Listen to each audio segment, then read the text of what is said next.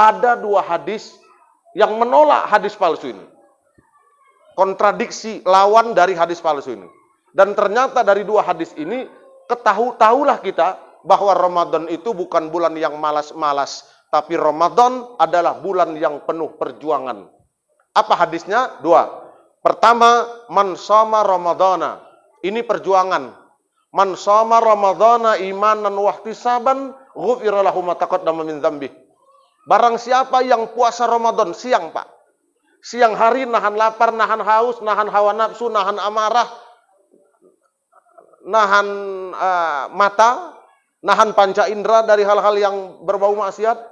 Itu siangnya, man shoma Ramadana imanan wa ihtisaban ghufira lahu ma taqaddama min dzambih. Barang siapa yang siang nahan lapar, nahan haus, imanan wa ihtisaban, dengan penuh keimanan dan mengharap ridha Allah, ghufira lahu ma taqaddama min dzambih. Allah ampunkan dosa dia yang telah lalu. Itu siang perjuangan. Perjuangan malam ada lagi. Ada apa perjuangan malam? Hadisnya sahih. Man qama Ramadana. Berbeda sedikit aja dengan yang tadi, Pak. Man qama Ramadana. Barang siapa yang mendirikan malam-malam Ramadan.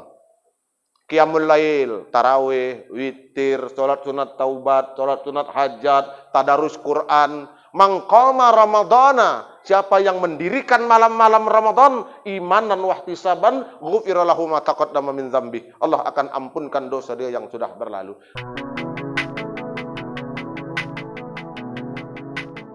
Bismillahirrahmanirrahim.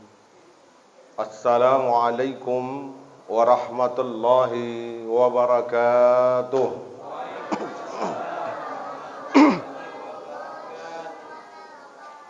Masih separuh yang jawab. Dari 1000 orang, cuman 3 orang yang jawab. Terbang tinggi si burung balam, terbang bersama burung pelatu. Mendengar jawaban salam, nampak jemaah udah mulai ngantuk.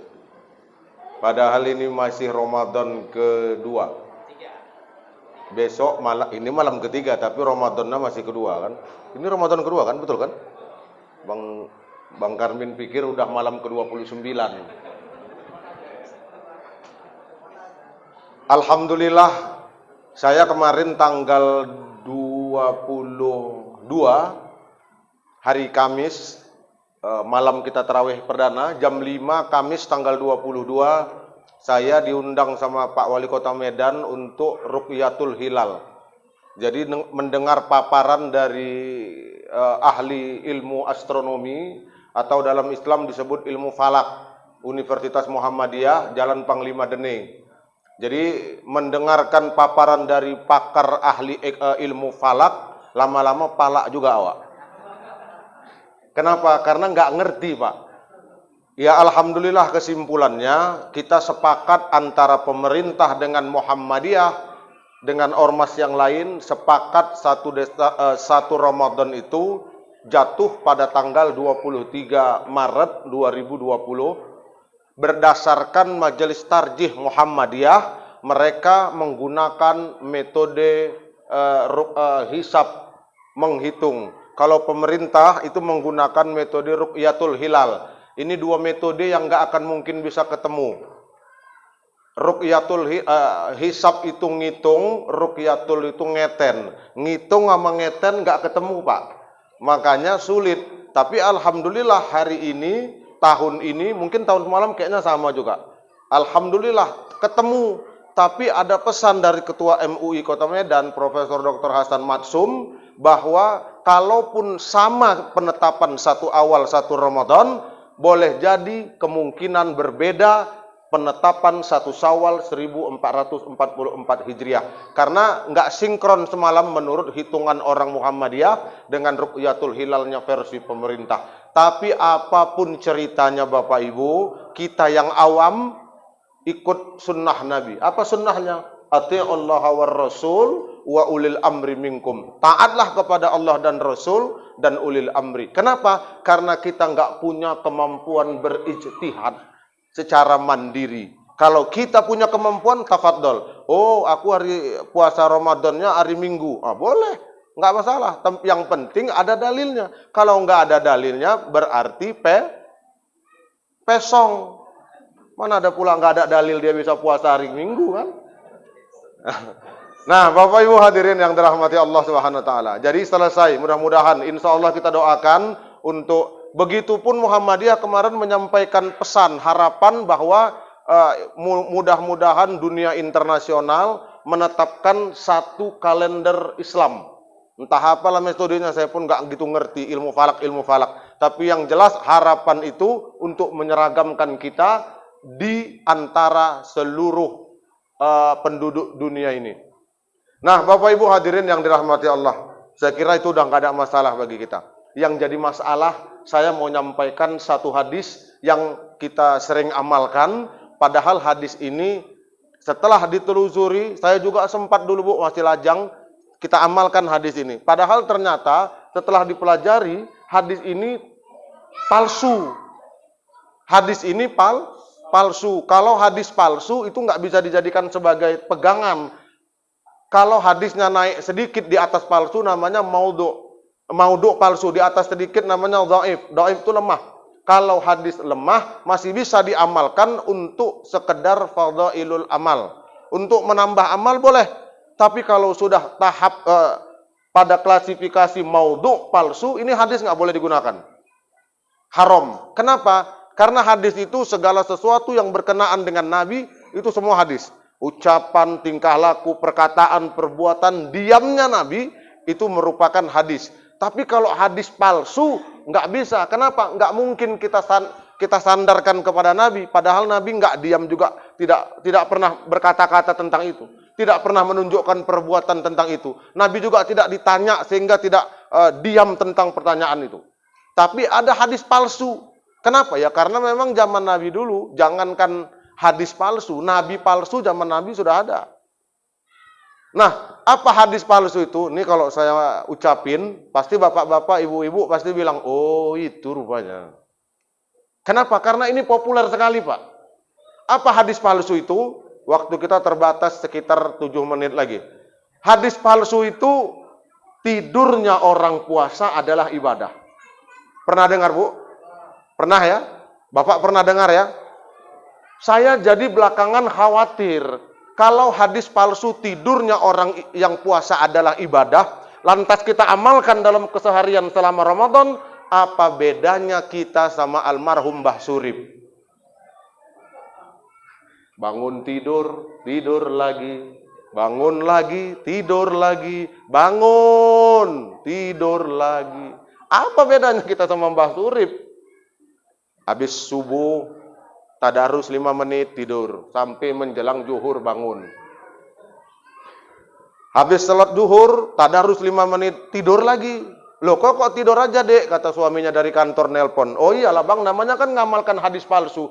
Bapak-bapak ini pun juga nggak usah munafik Bu, pergi ke kantor yang dia cari pertama kali apa? Musola. Supaya bisa tidur. Sampai menjelang asar, bangun sholat asar. Habis sholat asar, tidur lagi sampai menjelang maghrib berbuka. Begitu pulang disepak sama lakinya, apa yang mau kita makan ini katanya. Asik tidur aja.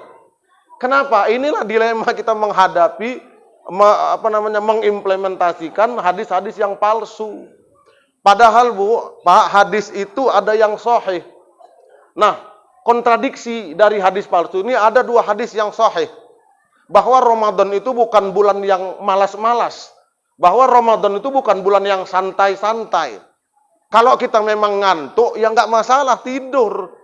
Hanya saja jangan sampai terlena dengan tidur itu. Nggak dilarang kita tidur Pak, nggak dilarang Bu. Tidurlah 5 menit boleh silahkan. Tapi jangan sampai kita katakan, oh tidurnya orang yang ibadah, puasa adalah ibadah. Ini baru salah. Jelas, ada 2 hadis yang menolak hadis palsu ini. Kontradiksi lawan dari hadis palsu ini. Dan ternyata dari 2 hadis ini, tahulah kita bahwa Ramadan itu bukan bulan yang malas-malas. Tapi Ramadan adalah bulan yang penuh perjuangan. Apa hadisnya? 2. Pertama, man shoma Ramadana. Ini perjuangan. Man shoma Ramadana imanan wa ihtisaban, ghufira lahu ma taqaddama min dzambih. Barang siapa yang puasa Ramadan siang, Pak. Siang hari nahan lapar, nahan haus, nahan hawa nafsu, nahan amarah, nahan mata, nahan panca indera dari hal-hal yang berbau maksiat. Itu siangnya, man shoma ramadhana imanan wa ihtisaban ghufira lahu ma taqaddama min dzambi.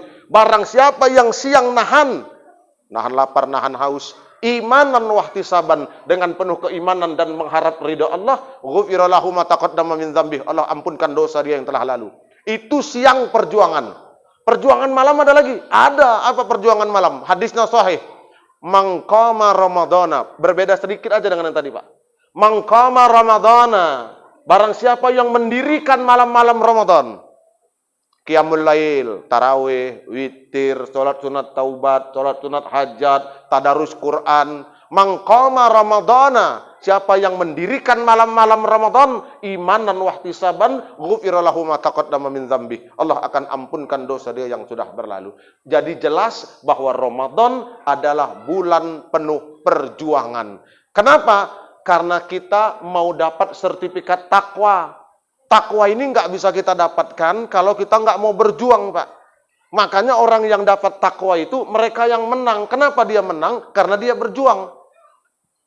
Asy-Syams, Quran surah Asy-Syams, kata Allah, Inna lil muttaqina mafaza. Sesungguhnya orang-orang yang bertakwa, merekalah yang mendapatkan kemenangan itu. Makanya jangan heran, Pak. Orang yang keluar Ramadan, mohon maaf, dia nggak pantas Idul Fitri. Tapi orang keluar Ramadan, dia cuma bisa lebaran. Orang Islam nggak puasa, boleh lebaran. Orang kafir, mohon maaf, Pak, nggak puasa. Jangankan puasa, orang dia juga nggak bersahadat. Orang kafir boleh nggak lebaran? Boleh. Itu diskon di mall rata-rata yang punya kafir. Dia dapat diskon, dapat berkah Ramadan. Banyak orang belanja beli baju, banyak orang belanja beli jilbab, beli telekung baru. Kenapa? Yang punya non-muslim, dia dapat berkah lebaran.